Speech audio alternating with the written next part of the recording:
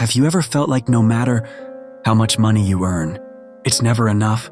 Do you find yourself wondering, where did it all go? Well, you're not alone. Poor money management keeps millions of people stuck in a cycle of stress, but the truth is, it doesn't have to be this way. In the next 10 minutes, I'll walk you through a step-by-step process to take control of your finances. Whether you're drowning in debt, trying to save, or ready to start investing, there's something here for you. Let's break free from the paycheck to paycheck trap and make money work for you. Ready? Let's go. Understanding why we struggle. Let's start by understanding why managing money feels so hard. Is it because we don't make enough? Not always. Many people think earning more money is the solution, but even high-income earners can end up broke without a solid financial plan. Here's the truth. The problem is rarely about income. The real issue is our mindset and habits.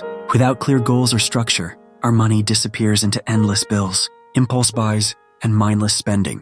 But here's the good news. You don't have to stay stuck. With a few simple strategies, you can master your money and build the life you've always wanted. Let's start with step 1, building a budget. Step 1, create a budget that reflects your priorities. The word budget often scares people, but think of it as a spending plan that puts you in control.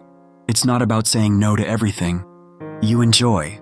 It's about knowing where your money goes and ensuring it aligns with your goals. Here's how to build a simple budget in 3 steps. 1. Track your spending for 1 month. Use an app, spreadsheet, or notebook to record every rupee, dollar, or penny you spend. You might be shocked at how much goes to things you don't even remember buying. 2. Categorize your expenses. Divide them into 3 main groups: needs, wants, and savings. Needs include essentials, like rent, groceries, and utilities. Wants cover entertainment and luxuries. Savings, well, that's for your future. 3. Set spending limits. Use the 50-30-20 rule as a guide. Allocate 50% of your income to needs, 30% to wants, and 20% to savings or debt repayment. If you're paying off debt, tweak these percentages to prioritize savings and repayment. Remember, a budget isn't set in stone. It's a living document you adjust as needed. The key is to start tracking and stick to your plan. Step 2, build an emergency fund. Now that you have a budget, the next step is to prepare for the unexpected. Life is full of surprises, medical emergencies, car repairs, or even job loss. Without a safety net, these can derail your finances. That's where an emergency fund comes in. Your goal should be to save 3 to 6 months' worth of living expenses. Start small if that feels overwhelming. Saving $500, $1,000, or $50 a month may seem insignificant, but it adds up over time. Automate this process by setting up a monthly transfer to a separate savings account. Out of sight, out of mind, but there when you need it. And remember, this fund is for true emergencies, not vacations or gadgets. Step 3, tackle debt strategically. Debt is one of the biggest obstacles to financial freedom, but you can conquer it with a solid plan. There are 2 proven strategies to pay off debt. 1, the debt snowball method. Focus on paying off your smallest debts first while making minimum payments on the rest. This builds momentum and motivation as you see quick wins.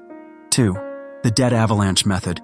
Prioritize debts with the highest interest rates to save money in the long run. Pick the method that works best for you and stick to it. And here's a bonus tip. Avoid accumulating new debt during this process. Cut back on unnecessary expenses. Negotiate better rates on existing debts. And redirect every extra rupee or dollar toward repayment. Step 4, start investing early. Once you've tackled your debt and built an emergency fund, it's time to make your money grow. Investing is the secret sauce to building wealth over time.